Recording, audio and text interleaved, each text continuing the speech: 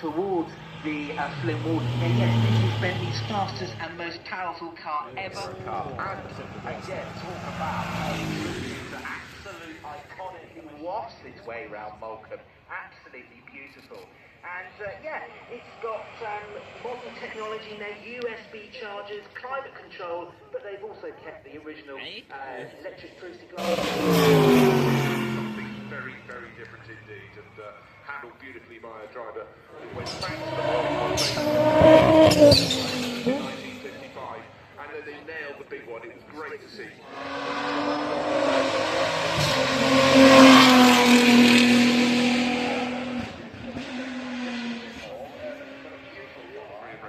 Absolutely right, and we've seen this type of car in the new F1 film as well, right from the start when the actor ran in.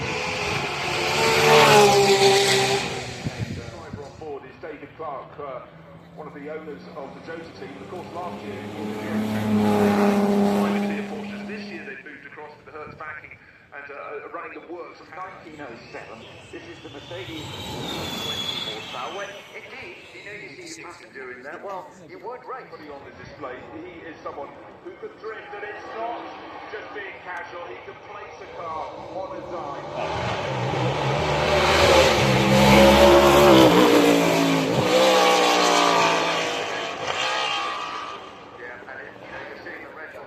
back out, as you say, having taken the title with that. But then we're on from vehicles of the early 1970s into the much more on the American rally scene, and it's a real treat. First time I've ever seen this car.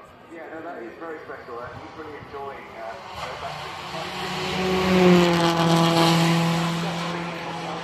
with the Subaru project at midnight. Now this is another major contender. 6-second move up the hill, and that was impressive.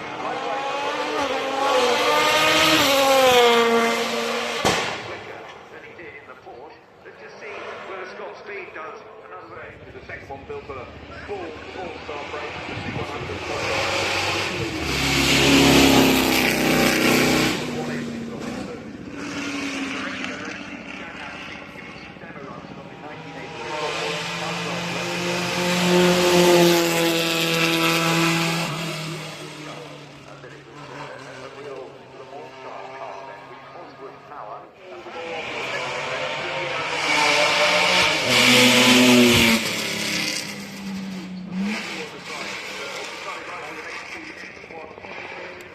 And it's the first all-electric Superman. So 4 electric motors, all-wheel drive, and this is what we're sort of getting into now. But they are so rapid.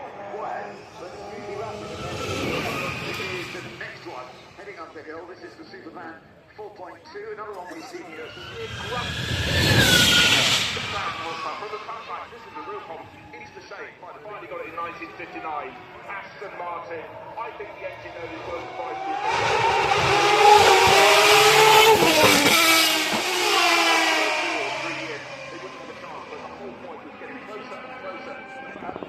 Now the interesting thing about this Solar TT is it was created for the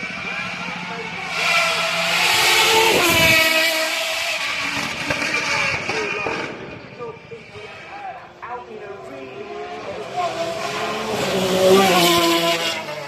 hypercar exists, does it exist in pure Italian extraction brought up in Argentina.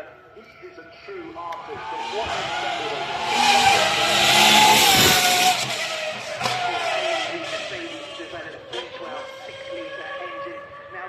supercar class this weekend. Of course, Singer are celebrating 10 years of their Showboat castle at the latest. Now it's based on the classic Corvette and yeah, this is the latest GT Speed. It's a hybrid, so the old 6-litre W12. absolutely beautifully. This is the car with serious doing. This is the most powerful Maserati ever. Absolutely. Now on the starting line, we've got something a little bit different to that Roma. It's the 296 GTS. Now it may not look like it, that black panel is metal. There's no fender. Now it's reminiscent. Well, you'd be right. It is, of course, the livery Now this car was fittingly revealed at the Le Mans 24 Hours a few weeks ago, and yes, it is the Spider version, SF90, more hardcore, track-orientated version. Being in a world where you've got so much money, you've got so much prestige, that Ferrari built the car. Wonderful time on the track with it, and they'll take it home for you as well.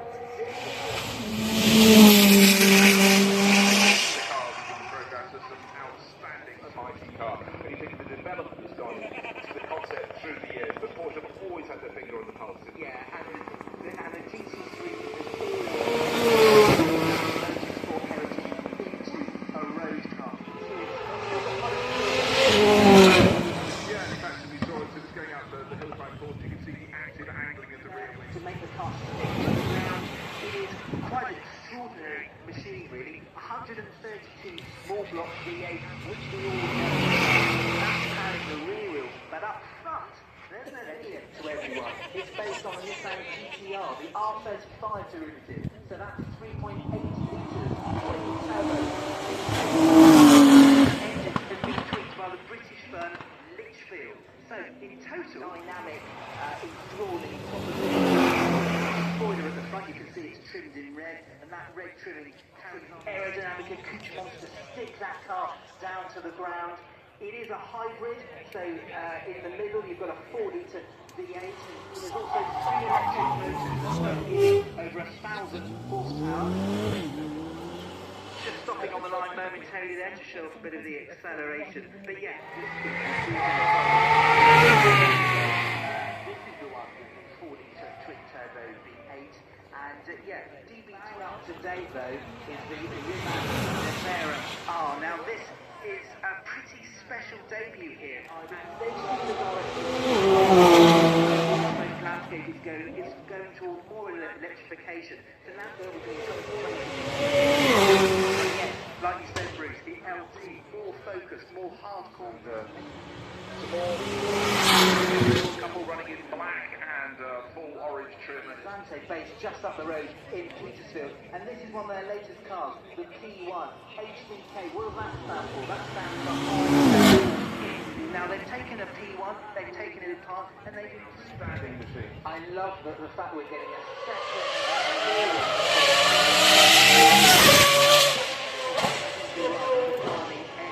A wonderful car, this Carrara R, like you said, Bruce. But for good measure, they've decided to add 3 electric motors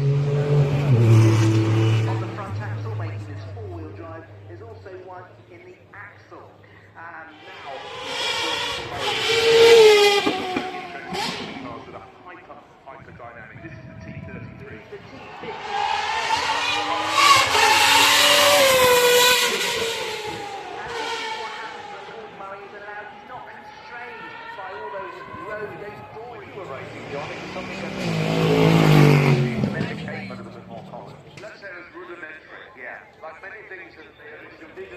He'd had make a sharp turn to the right, got it all together, back together, but he may well drop further up the road with his access.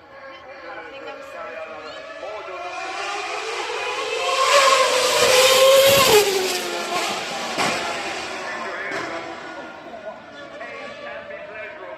more natural, and his driving style on that first test at Paul Ricard is fundamentally the driving style he retained all the way through his fourth World Championship.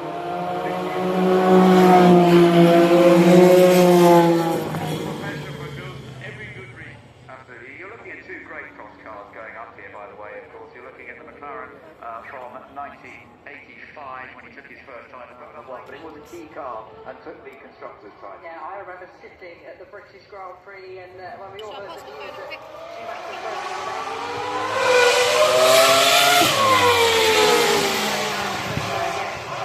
a tough period for them at that time, and certainly the car now following the F399, it was going to be a tough one. Constructors' Championship. Isn't it amazing? That is still the last time Ferrari took constructors.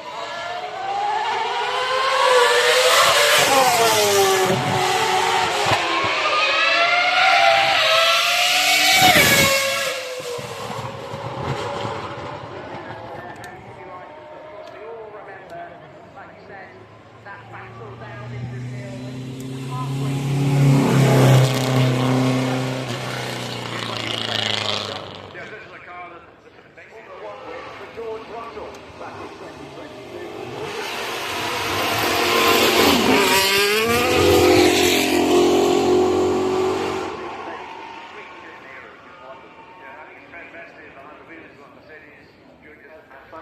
time the battles began, but he learned so quickly to take the title his second year in Formula One. Yes, he even challenged Damon Hill very closely through that first challenge in 1996. But here,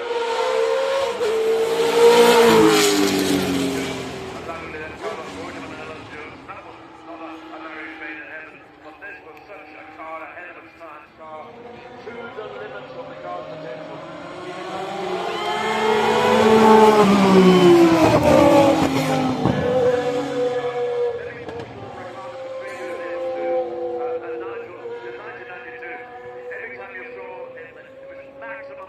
In 1974, then James Hunt also took the title with one.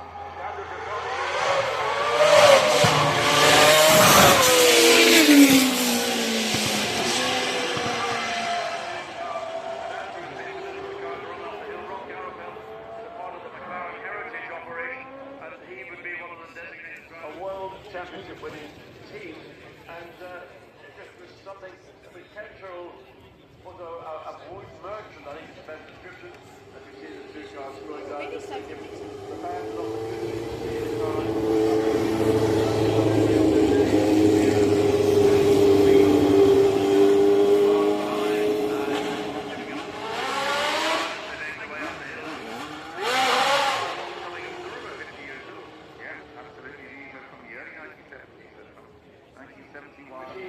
in the world of Formula One.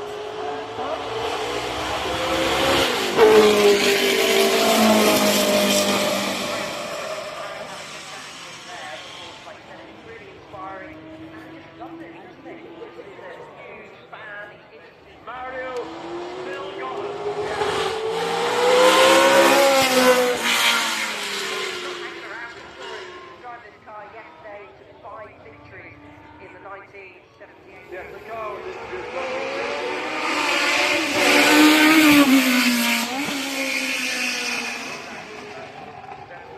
Bit of a little bit on the back, but in 72 the car on this black and gold of John Blair special.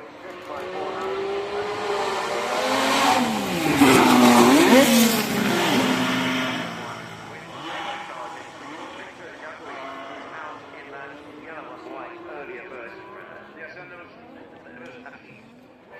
we need to make a beginning. In 1962 there's a major falling out of Keaty and other engineers, and they all left. With the end of the Keaty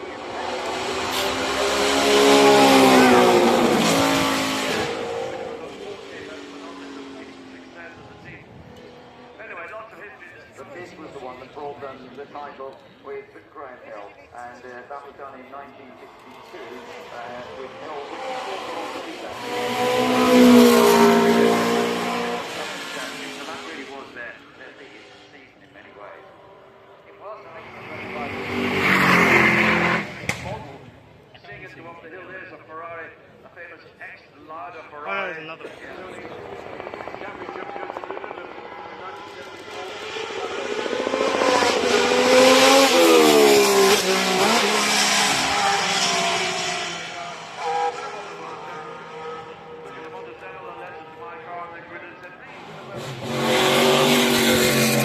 World Championship in 1950. Here we are celebrating 75 years, and the Alfa Romeo 158 was what won.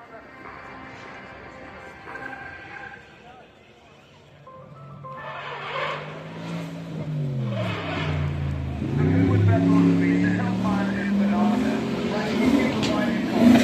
We're running hills over here. Let's pass the hill.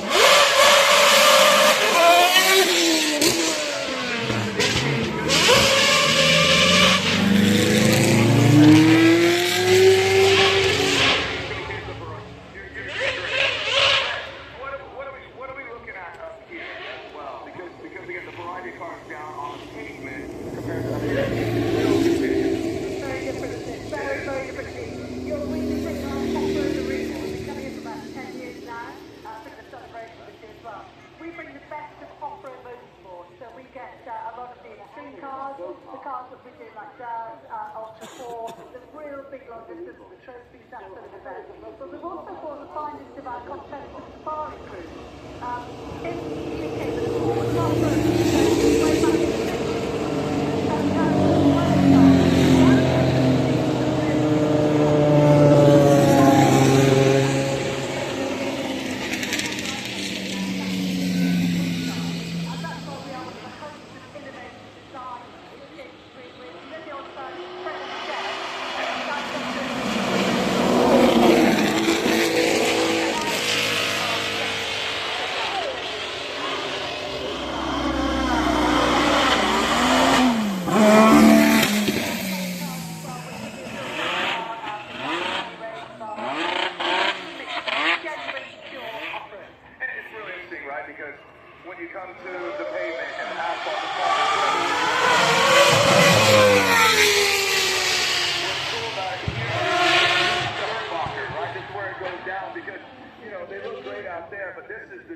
testimonial of what can they do, attrition, staying alive. So, I mean, look at right here. What are going to be this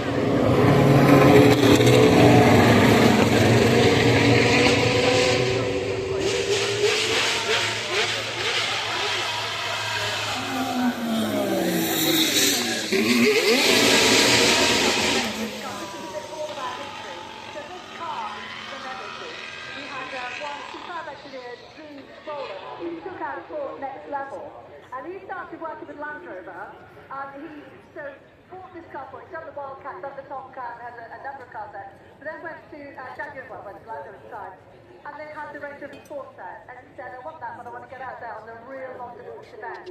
So they built the Nemesis. You can already see the emotion line starting. It's a beautiful, beautiful car. Very few of them left now, but what a car, way ahead of its time. So we've got this car here that we show something about history. But out there we've got drivers like just and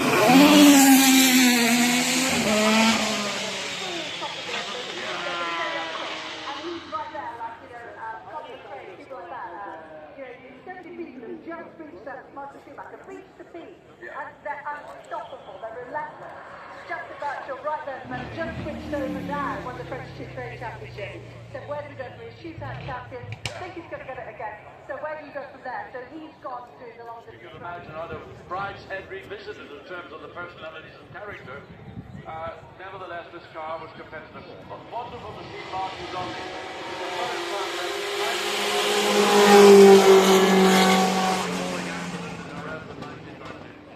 Now we're looking at Alexander Hayes, the McLaren Cosworth times. There was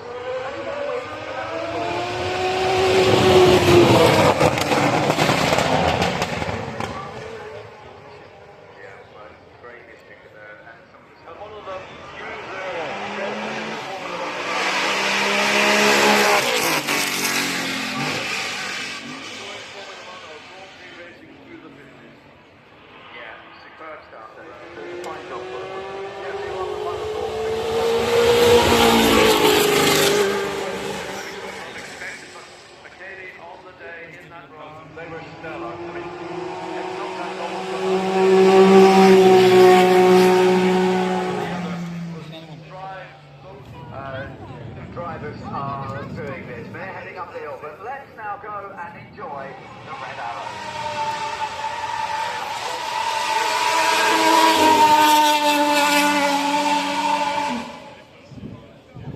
They come back. Just waiting, we will get the commentary from the Red Arrows in just a moment. They are beginning this display, which is always glorious here at Goodwood. Just to bear in mind, we still have a few more cars heading up the hill. You will be able to watch those at the same time, but when you look down or look up, there's up to you. Esteban Ocon is out there now, having a bit of a play with that TF24. Yeah, he is, and there we go, getting those burnouts. I'm seeing from the commentary box he's been doing donuts, so he probably would have done some donuts as well. The 2024 chassis, this is that he's taken through, and there is one of our contenders for the pre-war category going up the hill later on today. We'll shoot out the Maserati 26M.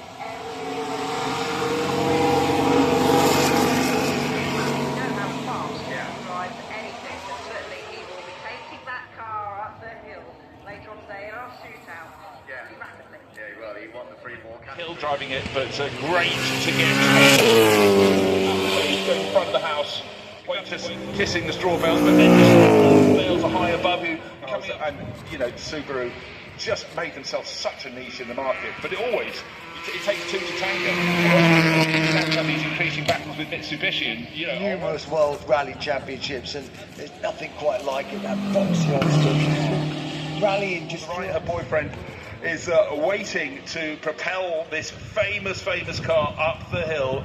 Cool, calm, collected, and it's John Armstrong at the wheel. Look at those smiles. This is such a special moment. Yeah. This celebration. It's great to see what it means. But you know, John, your job is not to drive slow. Just remember that.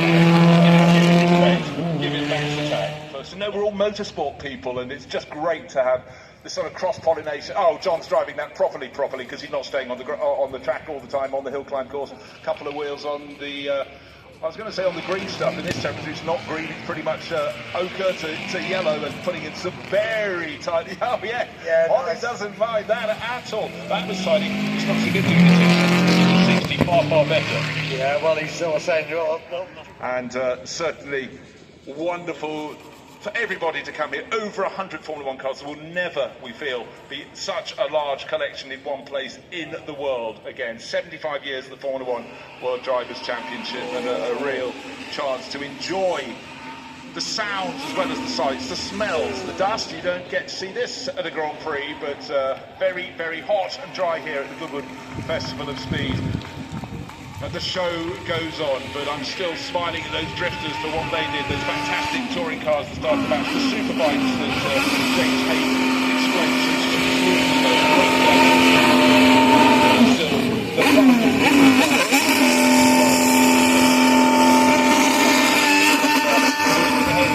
Alain Prost, never been to this event before, and he's going to be stepping up.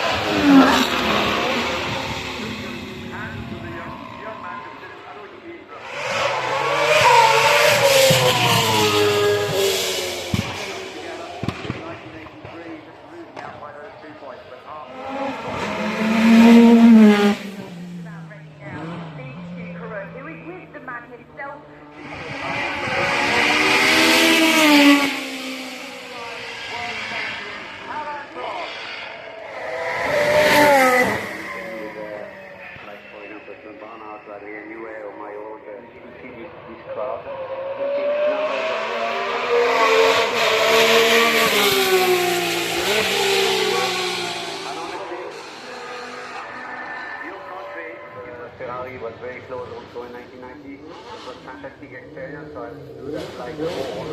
I'm very proud about it. Maybe not a lot of people know that.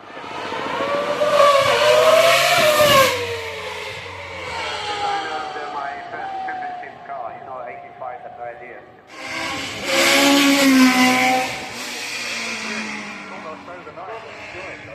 Work it out, while everybody else was wrecking their tyres, he's got perfect tyres at the end, so he was triple the tyres.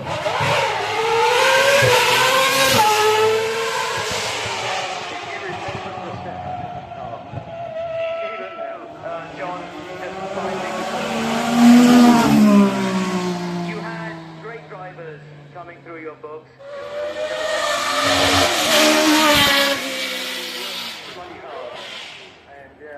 I just want to point people out to the wonderful documentary you made.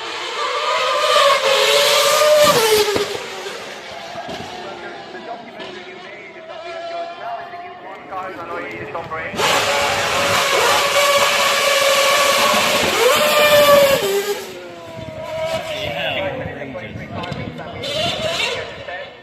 That means I need to take care of it. I cannot. The first section, of course, it won't be the fastest ball, but it is lost the last 10 years or so. First of the mule used for testing by the This car will be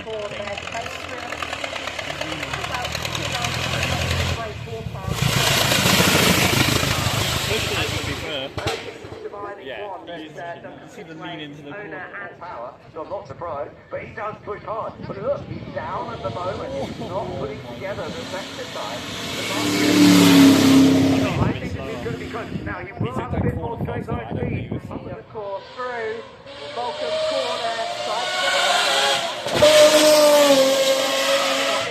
Yeah, it's a bit flaky, yeah. then you can see Malcolm there.